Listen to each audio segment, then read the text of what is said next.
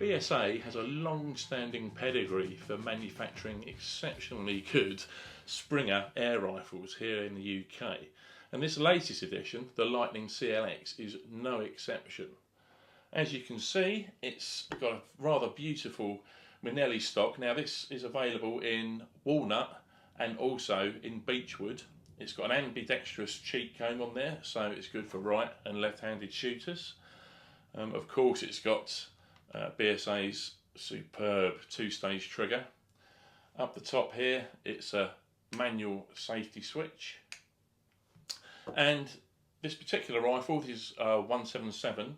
This weighs around £7 and measures 110 centimetres, which is about 43 and a bit inches long. Now the 2.2 is ever so slightly shorter at 105 centimetres or 41 inches, and it also weighs a little bit less as well at around 6.7 pounds, something like that. Now it wouldn't be a BSA without their legendary Cold Hammer Forged barrel now, would it? And of course the 177 and the 2.2 both come with a screw-on removable silencer.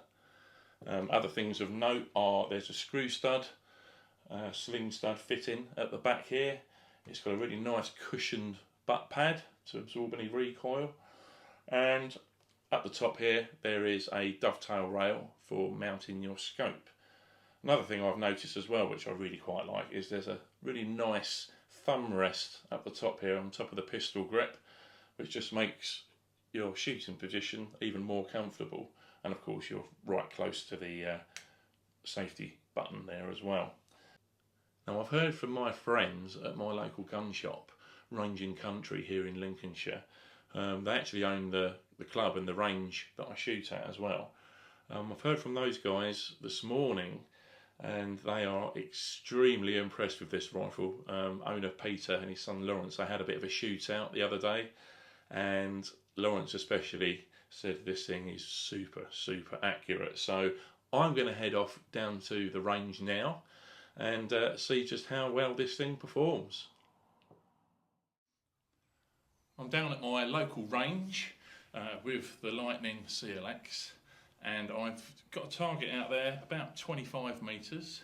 I've just zeroed it in and I'm using BSA's Gold Star pellets made by H&N, so I know they're very good. In fact, BSA use their own premium pellets to test every single rifle that leaves the factory. I've got a camera set up down there on the target at 25 metres, and well, what can I say? Just watch this.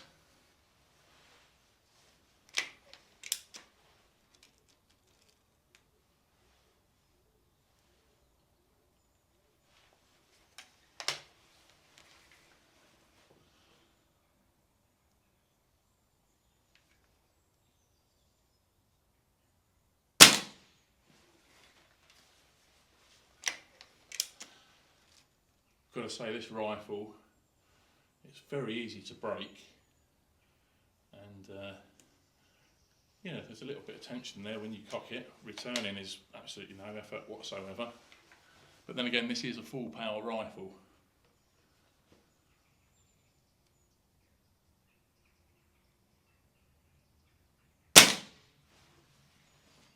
Now for a Springer at 25 metres, I think this is very good. You notice that I am shooting off a bag. It's not advisable to shoot a Springer off a hard surface, but you'll see I've got my glove on my hand and I'm not gripping the rifle. If you look at my fingers, I'm sort of just cradling it ever so slightly.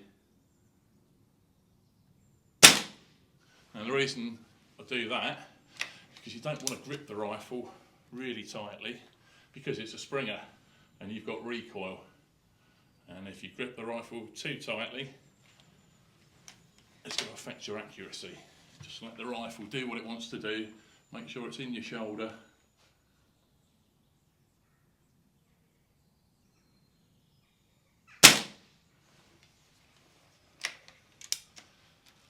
That's 4 shots, let's put another one down there.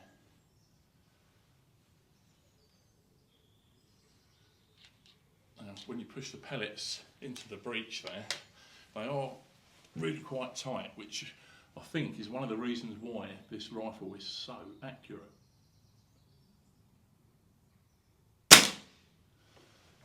Well, I don't really know what to say. That's insanely accurate.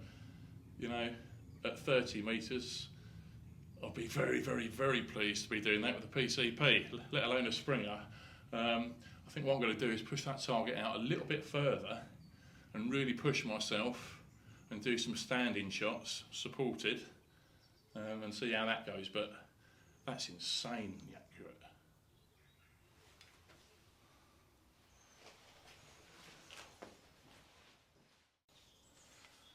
I've pushed the target out to 30 metres now, and I'm going to attempt some standing shots. I don't expect these to be anywhere near as good as the ones at 25 metres off the bench, but you know, this is how I started shooting when I was a lad. It's how I started hunting. A lot of my shots were standing shots, propped up against a tree like this.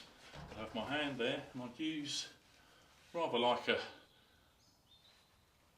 I would do if I was playing pool, sort of use my thumb and forefinger just to lightly grip the rifle. Let's see how this goes now. I'm not going to aim for the bullseye because I've already kind of demolished that. So let's have a look for, let's aim for the 6 on the right. There's a little bit left. It's much, much harder shooting like this. And like I say, I used to hunt squirrels, pigeons, and a lot of the time I'd have a tree trunk just to rest my hand up against.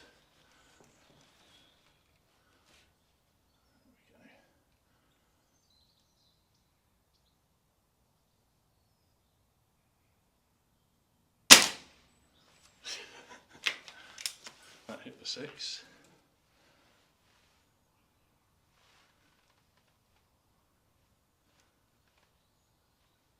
There's something about shooting a Springer. That kick back brings back so many happy memories. I think a lot of us are guilty of jumping on the PCP wagon, but this really does test you.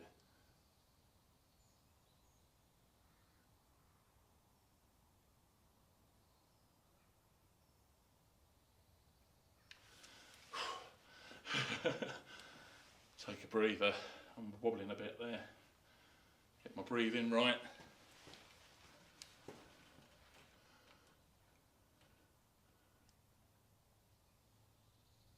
I think that went in the same hole as the last shot. It's hard to tell at this distance through the scope, but the camera down there is not going to lie. Let's put one more down there.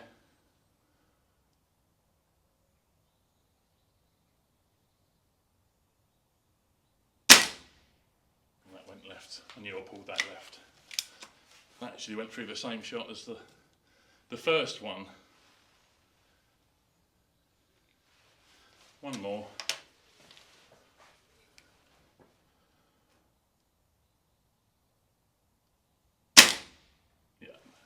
Same on the left hand side. Wow. At that distance, standing, and you can see I was wobbling around a bit. Yeah, that's pretty impressive. Well, I've just spent the best part of an hour sitting here shooting this Lightning CLX Springer, and I'd go as far as to say this is the most accurate Springer that I've ever shot. It's unbelievable. If you're a bit of a purist like me, or you want to get back to your roots, or you're just looking for a decent Springer, please have a look at this because it's phenomenal.